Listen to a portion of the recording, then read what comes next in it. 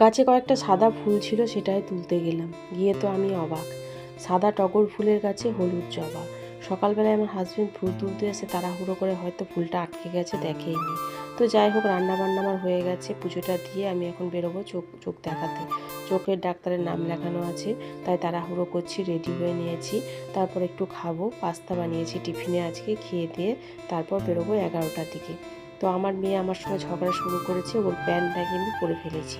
আচ্ছা, একটা কথা বলো তো, ওর প্যান্ট কি আমার কোমরে হয়? বাচ্চা ছেলে আর কি বলবো, ভাবছে যে ওই কালারের মানে মানে ওর প্যান্টটা আমি পরে ফেলছি। আসলে একসাথেই কেনা হয়েছে, একটা প্যাকেটের মধ্যেই ছিল। ও ভাবছে যে ওর প্যান্ট আমি পরে ফেললে তাহলে ওর প্যান্টটা কী হবে। কিন্তু ওর এইটুকু বুদ্ধি নেই যে ওর কোমর আর আমার কোমরের সাইজ আলাদা। তো যাই হোক, চোখ দেখানো হয়ে গেছে। স্ট্রবেরিটা ফ্রিজ থেকে বের করে রাখলাম। আমার হাজব্যান্ড কালকে অফিসে গেছিলো, তাই যেখানেই দেখতে পাই স্ট্রবেরি কিন্তু আমার জন্য নিয়ে আসে।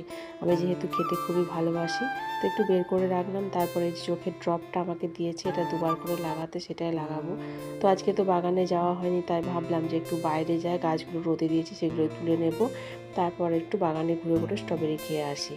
তো বৃষ্টি হওয়ার পর গাছের পাতাগুলো দেখো কি সুন্দর সবুজ হয়ে গেছে, যেন নতুন রূপে সেজে উঠেছে বাগানটা, কচি কচি পাতা বেরোচ্ছে, খুব সুন্দর লাগছে দেখতে। তো আজকে তো বাগানে আসা হয়নি, মানে মাঝে মধ্যে আমার ভালো না লাগলে একটু বাইরে ঘোরাঘুরি করি, মনটা খুব ভালো হয়ে যায়। তো ভিডিওটা কেমন লাগলো অবশ্যই তোমরা কমেন্টে জানিও।